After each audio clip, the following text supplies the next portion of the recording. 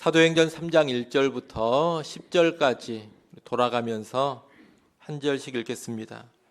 제9시 기도 시간에 베드로와 요한이 성전에 올라갈새 나면서 못 걷게 된 이를 사람들이 메고 오니 이는 성전에 들어가는 사람들에게 구걸하기 위하여 날마다 미문이라는 성전문에 두는 자라. 그가 베드로와 요한이 성전에 들어가려 함을 보고 구걸하거늘 베드로가 요한과 더불어 주목하여 이르되 우리를 보라 하니 그가 그들에게서 무엇을 얻을까 하여 바라보거늘 베드로가 이르되 은과 금은 내게 없거니와 내게 있는 이것을 내게 주노니 나사렛 예수 그리스도의 이름으로 일어나 걸으라 하고 오른손을 잡아 일으키니 발과 발목이 곧 힘을 얻고 뛰어 서서 걸으며 그들과 함께 성전으로 들어가면서 걷기도 하고 뛰기도 하며 하나님을 찬송하니 모든 백성이 그 걷는 것과 하나님을 찬송함을 보고 그가 본래 성전 미문에 앉아 구걸하던 사람인 줄 알고 그에게 일어난 일로 인하여 심히 놀랍게 여기며 놀라니라. 아멘. 오순절날에 사도 베드로의 설교를 듣고 3,000명의 유대인들이 회심을 했습니다. 회심하고 예수를 믿게 된 이 신자들은 사도의 가르침을 힘써 배우고 서로 사랑으로 교제하고 떡을 떼며 기도하는 일에 들여졌습니다. 그런 가운데 이 사도들을 통하여서 기적과 표사가 많이 일어났습니다. 이런 수많은 기사와 표적 가운데 한 가지 일을 오늘 본문에서 기록하고 있습니다. 그것은 바로 성전 미문에 앉아 구걸하던 걷지 못하던 자가 걷게 된 사건입니다.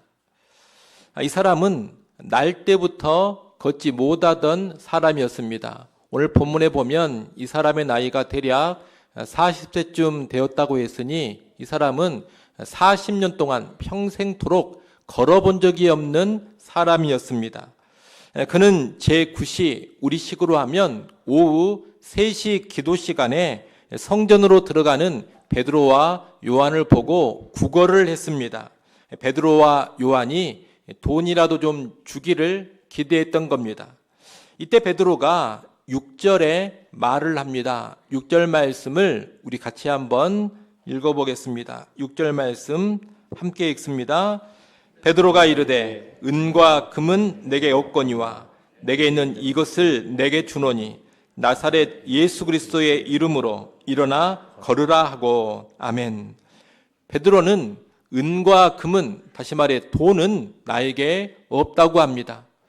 돈이라도 좀 주기를 기대하면서 구걸했던 이 사람에게 베드로의 이 말은 얼마나 실망스러웠겠습니까?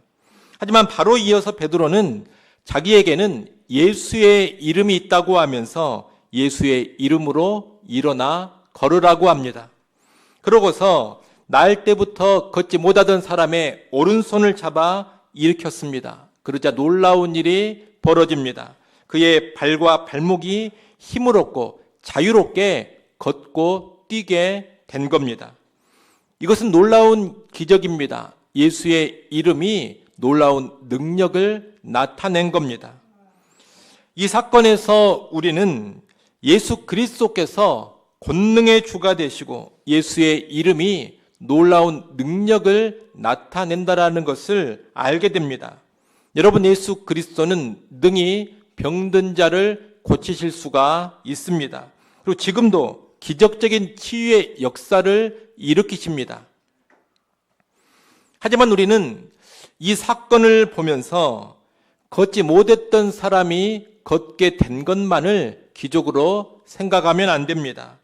평생 동안 걷지 못했던 그가 이제 걷고 뛰게 된 것, 그것보다 더 놀랍고 더 중요한 변화가 있습니다. 그것이 훨씬 더 중요합니다. 이 당시 유대교에서는 사람의 몸에 장애가 있으면 죄 때문이라고 생각을 했습니다. 어떤 죄에 대한 징벌로 몸에 장애가 발생한다 이렇게 생각했다는 겁니다. 요한복음 9장에도 보면 날 때부터 맹인된 사람을 보고 예수님의 제자들이 그런 생각을 했습니다. 누구의 죄 때문에 이 사람이 날 때부터 맹인이 된 것인가? 몸에 장애가 있으면 그 장애는 분명히 죄 때문이다, 이렇게 생각하는 것이 당시 유대인들의, 유대교의 보편적인 생각이었던 겁니다. 또 이렇게 장애를 죄의 결과로 여기기 때문에 자연스럽게 장애가 있는 사람들을 부정하게 여겼습니다. 죄인이니 부정한 사람으로 간주한 것입니다. 그래서 당시 유대 사회에서 몸에 장애가 있는 사람들은 성전에 들어가는 것이 허락되지가 않았습니다. 성전은 거룩한 곳 아닙니까? 거룩한 곳이기 때문에 부정한 사람이 들어가면 안 됩니다. 그래서 몸에 장애가 있는 사람은 부정하다 여겼기 때문에 성전 안에 들어가지 못하게 막은 겁니다. 그러므로 우리가 오늘 본문에 이 걷지 못한 사람을 바라볼 때 오늘날의 시야처럼 단순히 몸에 장애를 가진 사람, 육체에 장애를 가지고 있는 사람 이렇게만 바라보면 안 됩니다. 그는 평생토록 성전에 들어가 보지 못한 사람입니다. 사람들은 그를 보면서 하나님의 징벌을 받은 죄인으로 간주했습니다. 부정한 사람 취급을 했습니다. 이런 그가 40평생을 살아오면서 어떤 마음이었겠습니까? 나는 아무런 소망이 없다. 나는 태어날 때부터 저주를 받은 사람이다. 나는 하나님께 버림받은 자다. 이런 생각이 가득하지 않았겠습니까? 어찌 보면 육신의 장애보다 그를 더 힘들고 괴롭게 한 것은 이런 영적인 절망감 아니었겠습니까? 특히 오늘 본문에 보면 이 걷지 못하는 자가 앉아있는 자리가 나옵니다. 2절에 보면 그는 성전 미문에 앉아서 성전에 들어가는 사람들에게 구걸을 하고 있습니다. 지금 이 자리는 그의 영적인 상태, 영적인 상황을 상징적으로 보여줍니다. 그가 앉아있는 미문은 말 그대로 아름다운 문입니다. 예루살렘 성전에서 가장 아름다운 문이기 때문에 미문이라고 부른 겁니다. 기록을 보면 이 미문은 전체가 노스로 만들어졌는데 표면이 전부 다 금과 은으로 화려하게 장식되어져 있었다고 합니다. 그런데 이 미문은 성전의 구역을 보면 이방인의 뜰과 이스라엘 백성의 뜰을 나누는 구분점이 되는 장소입니다. 이곳에 이방인의 뜰이 있고 여기에 이스라엘 백성의 뜰이 있으면 그 사이를 미문이 막고 있는 겁니다. 그래서 이방인들은 이 미문을 지나가지 못합니다. 미문을 지나면 이스라엘 백성만이 들어갈 수 있는 그런 공간이기 때문입니다. 그러니 여러분, 지금 이 걷지 못하는 사람이 있는 위치는 어디냐? 이방인의 뜰입니다. 하나님의 백성이 들어갈 수 있는 성전의 영역 안으로 그는 들어가지를 못한다는 겁니다. 이렇게 가장 아름다운 성전의 문 앞에서 부정한 자, 비참한 거지로서 성전을 등지고 앉아있는 모습, 이것이 바로 이 사람의 영적인 상태인 겁니다. 이런 그가 예수님의 이름을 듣고 그 이름으로 변화가 됐습니다.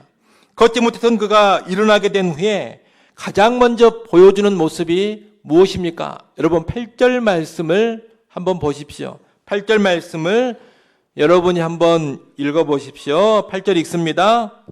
뛰어서서 걸으며 그들과 함께 성전으로 들어가면서 걷기도 하고 뛰기도 하며 하나님을 찬송하니. 아멘. 여러분 무엇보다 그는 이제 미문을 지나서 성전 안으로 들어가고 있습니다. 그전에는 결코 들어갈 수 없었던 성전에 이제 베드로와 요한과 함께 들어가는 겁니다. 그리고 하나님을 찬양합니다. 그전에는 나는 하나님의 징벌을 받은 존재다. 나는 부정한 자다. 나는 하나님께도 버림받은 자다. 이런 생각을 할 수밖에 없었습니다. 그랬던 그가 이제 성전에 들어가서 하나님을 찬양하고 있는 겁니다. 여러분, 성전을 등졌던 그가 이제 하나님을 향해 걷고 하나님을 향해 뛰면서 찬양하고 있는 것, 이것이 그에게 일어난 본질적인 변화입니다. 걷지 못했던 그가 걷게 된 것이 표면적인 변화라면 성전에 들어가서 하나님을 찬송하는 사람이 된 것은 그의 본질적 변화인 겁니다. 여러분, 걷지 못하던 사람이 걷게 되었다. 이것이 변화의 핵심이 아닙니다. 궁극적으로 그의 죄와 그의 부정이 해결되어지고 하나님의 성전에 들어가는 사람이 되었다는 것, 하나님께 감사하고 찬양하는 사람이 되었다는 것, 이것이 변화의 핵심입니다. 육신의 질병이 낫는 것보다 더 크고 더 놀라운 변화는 바로 영적인 변화요, 속사람의 변화인 겁니다. 따라서 우리가 이 사도행전 3장을 보면서 단순히 걷지 못하던 사람이 걷게 되었다, 예수 이름으로 병이 낫고 건강이 회복되었다, 이런 생각만 하고 있으면 안 됩니다. 사도행전 3장에서 말하고자 하는 핵심은 결코 그것이 아닙니다. 물론 예수님의 능력으로 사람이 병도 낫고 건강도 회복될 수가 있습니다. 오늘날에도 분명히 그런 역사가 일어나곤 합니다. 우리가 그것을 부정할 필요는 없습니다. 저는 지금도 하나님이 허락하신다면 예수의 이름으로 기적적인 치유가 일어난다고 믿습니다. 또 그런 것을 본 경험도 있습니다. 그러기에 병든 사람을 위해서, 환우들을 위해서 저는 지금도 치유가 있도록 간절히 기도합니다. 그러나 여러분, 기적적인 질병의 치유가 결코 자주 있는 일은 아닙니다. 자주 있는 일이 아니기 때문에 기적적인 치유라고 하는 겁니다. 그냥 흔하게 일어나면 기적이라는 말을 뭐하러 붙이겠습니까? 기적적인 치유는 하나님의 뜻 가운데 아주 특별한 때에 드물게 일어나는 겁니다. 그리고 또한 이런 질병의 치유가 우리가 예수 믿는 본질적인 이유도 아닙니다. 오늘 본문에서도 육신의 회복 자체에 강조점을 두고 있지 않습니다. 본문의 강조점은 예수님을 통한 부정의 회복입니다. 예수님을 통한 죄사함입니다. 그리고 예수님을 통해 성전에 들어가는 사람이 될 수 있다는 것입니다. 이것은 걷지 못하는 자가 걷게 된 기적을 보고서 몰려들어온 사람들에게 베드로가 선포한 내용을 통해서도 명확하게 드러납니다. 만약 병 고친 일, 이 자체가 중요했다면 베드로는 몰려든 사람들에게 무엇을 전했겠습니까? 여러분, 예수만 믿으면 모든 질병이 다 낫습니다. 예수 이름으로 모든 육체의 장애가 다 치유됩니다. 그러니 예수 믿으십시오, 이런 이야기를 하지 않았겠습니까? 하지만 베드로는 그런 이야기를 전혀 하지 않습니다. 우리가 다음에 보겠습니다만 이 사건 직후 베드로가 선포한 3장 12절부터 26절까지의 내용을 보면 결국 하는 말이 무엇이냐? 예수님이 우리의 구주가 되신다. 회개하여 죄사함을 받으라. 이 이야기를 합니다. 3장 19절 말씀을 우리가 한번 보겠습니다. 3장 19절 말씀 여러분 읽어보십시오. 읽습니다. 그러므로 너희가 회개하고 돌이켜 너희 죄 없이 함을 받으라. 이같이 하면 새롭게 되는 날이 주 앞으로부터 이를 것이요. 아멘. 여러분, 베드로는 나면서부터 걷지 못하던 자가 걷게 된 것을 봤느냐? 너희도 예수만 믿으면 이렇게 된다. 모든 병, 모든 장애 다 치유된다. 이렇게 말하지 않습니다. 대신에 무슨 이야기를 합니까? 너희가 회개하여 죄 없이 함을 받으라 말합니다. 회개하여 예수 믿고 죄 사함을 받으면 새롭게 된다고 말합니다. 질병의 치유가 아닌 죄 사함과 새롭게 되는 이야기를 하고 있는 겁니다. 결국 오늘 본문에서 일어난 놀라운 변화는 장애의 회복 그 자체가 아닙니다. 걷지 못했던 사람에게 일어난 진정 놀라운 변화는 무엇이냐? 그가 정결케 되었고 이제 하나님을 만나는 사람이 되었고 하나님께 감사하고 찬양하는 사람이 되었다는 겁니다. 여러분, 이것이 바로 예수의 이름이 일으키는 진정한 변화입니다. 그리고 이것이 바로 예수 이름의 참된 능력입니다. 여러분, 오늘날 우리 주변을 한번 둘러보십시오. 우리 주변에도 오늘 본문에 이 걷지 못한 자와 같은 사람이 있지 않습니까? 그의 겉모습이 어떠냐, 건강하지 않냐, 이것을 떠나서 그 영혼의 상태가 그와 같은 사람들이 있지 않습니까? 수많은 이유로 인해서 아픔과 절망과 상처 가운데 살아가는 사람들이 많이 있습니다. 차라리 죽어버리는 것이 낫겠다 하면서 자살을 생각하는 사람들이 많습니다. 자기 자신에게서 아무런 소망도 발견하지를 못하고 인생의 깊은 나락에 떨어져 있는 사람들이 많습니다. 죽지 못해 사는 사람들이 우리 주변에 수두룩합니다. 인생 어둠 속에서 하나님은 없다라고 말하는 사람들이 있습니다. 절망 속에서 하나님은 나를 버리셨다 이렇게 생각하는 사람들도 많습니다. 어린아이고 청소년이고 어른이고 노인이고 할 것 없이 이런 사람들이 우리 주변에 너무나 많다는 겁니다. 이 모든 것이 본질적으로 세상의 죄와 타락으로 인해 나타나는 문제들인데 여러분, 이들에게 무엇이 필요할까요? 무엇이 과연 이들을 살릴 수 있고 무엇이 이들을 변화시킬 수 있겠습니까? 예수의 이름만이 이들을 근본적으로 변화시킬 수가 있습니다. 그러므로 오늘 이 땅을 살아가는 사람들에게 정말로 필요한 것이 무엇이겠습니까?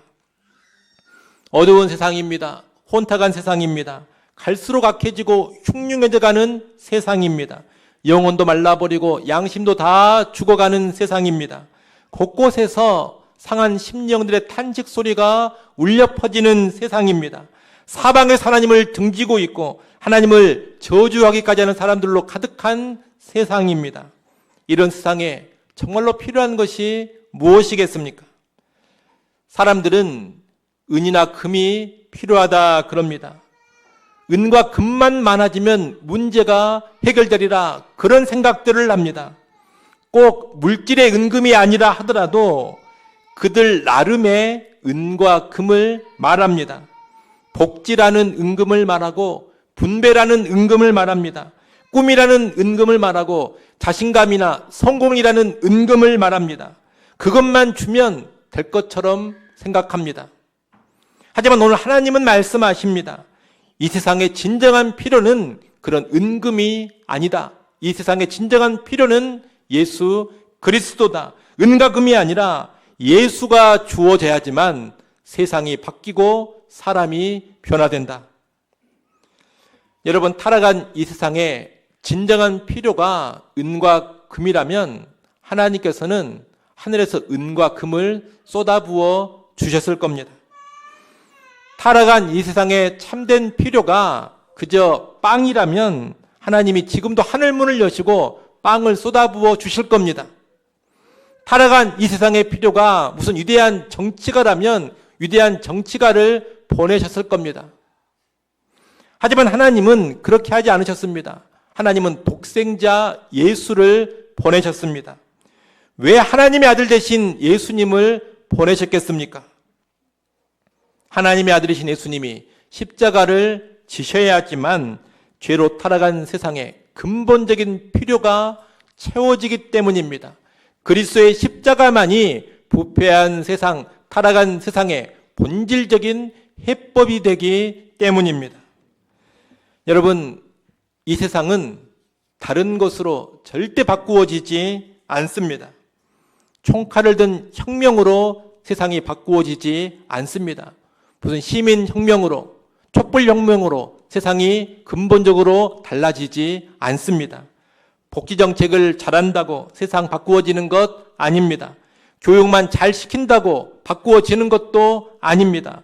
복지와 교육이 필요하기는 합니다만 그것이 결코 세상과 인간의 본질적인 변화를 일으키지는 못합니다. 여러분, 이 세상은 그럴듯해 보이는 은이나 금 같은 것으로 절대로 바뀌지 않습니다. 세상의 근본적인 변화는 오직 예수의 이름으로, 그 이름의 능력으로만 가능합니다. 예수의 이름이 흘러 들어가야지만 세상이 근본적으로 바꾸어지는 겁니다. 세상만 그런 것이 아니라 사람들도 그렇습니다. 죄와 사망 가운데 있는 사람, 고통과 어둠 속에 있는 사람 역시 예수 그리스도 그 이름을 통해서만 제대로 변화됩니다. 저주스러운 운명의 사람, 도저히 변화가 불가능해 보이는 사람, 하나님의 성전을 등지고 앉아있는 사람, 하나님도 나를 버렸다고 생각하며 인생을 포기해버린 사람, 여러분, 이 사람을 누가 바꿀 수가 있겠습니까?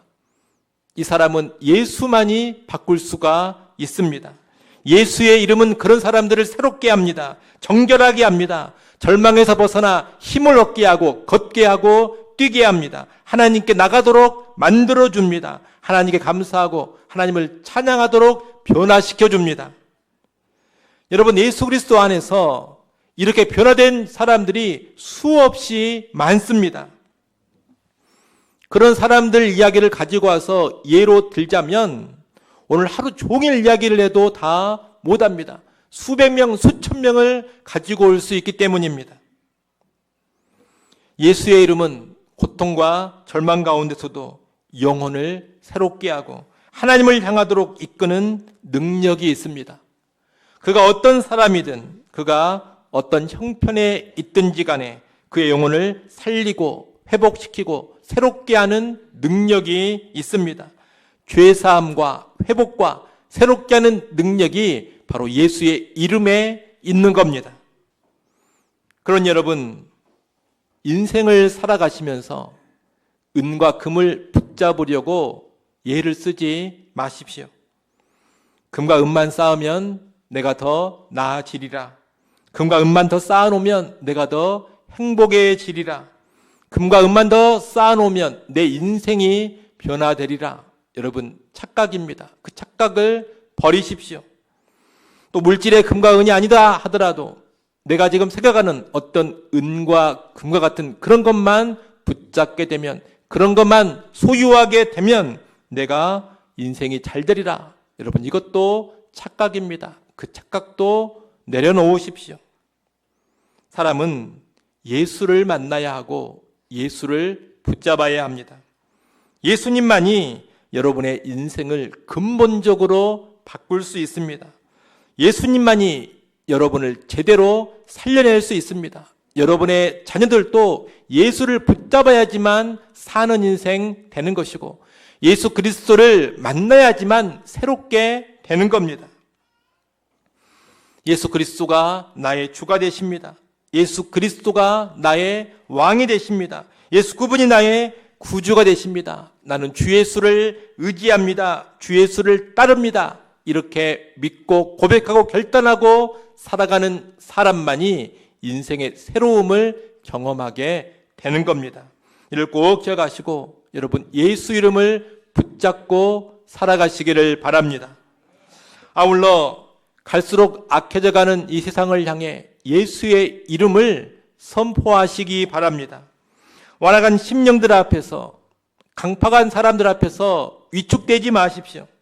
영적으로 메마르고 굳어버린 사람들 앞에서 내가 대체 무엇을 해줘야 하는가? 이들에게 내가 무엇을 줄 수 있는가? 여러분, 고민하면서 갈팡질팡하지 마십시오. 세상이 요구하는 은과 금이 우리에게 없다고 불안해하지도 마십시오. 우리에게는 예수의 이름이 있습니다. 복음이 있습니다. 예수의 이름으로 나가야 하고 복음으로 나가는 겁니다. 그때 놀라운 변화가 일어납니다. 사람들에게서 본질적인 변화가 나타납니다. 여러분, 교회는 은과 금을 잔뜩 쌓아놓고서 그 은과 금의 능력을 보여주는 공동체가 아닙니다. 교회는 예수만을 붙잡고 예수 이름의 능력을 보여주는 공동체입니다. 예수의 이름은 예나 지금이나 기적적인 변화, 본질적인 변화를 가져오는 능력입니다. 이를 기억하시고 오직 예수 붙잡기 바랍니다. 세상을 향해서도 오직 예수의 이름을 앞세우고 나가시기를 바랍니다. 그래서 예수 이름의 능력을 나타내는 우리 교회, 우리 성도들이 될 수 있기를 간절히 축원합니다. 기도하겠습니다. 하나님 아버지, 우리에게 예수의 이름 주심을 감사드립니다. 사람의 진정한 변화, 세상의 근본적인 변화는 예수의 이름으로만 가능함을 알게 하시고 확신케 하여 주옵소서. 내가 먼저 예수 그리스도로 인하여 근본적인 변화를 경험하기 원합니다. 내 죄가 사함받고 내가 회복되고 내가 새로워지는 변화를 경험케 하여 주옵소서. 하나님을 등지고 살던 내가 하나님께 감사하고 찬양하는 변화를 경험케 하여 주옵소서. 나아가 그 능력의 이름 대신 예수를 전하는 자 되게 하여 주옵소서. 예수님의 이름으로 기도드리옵나이다. 아멘.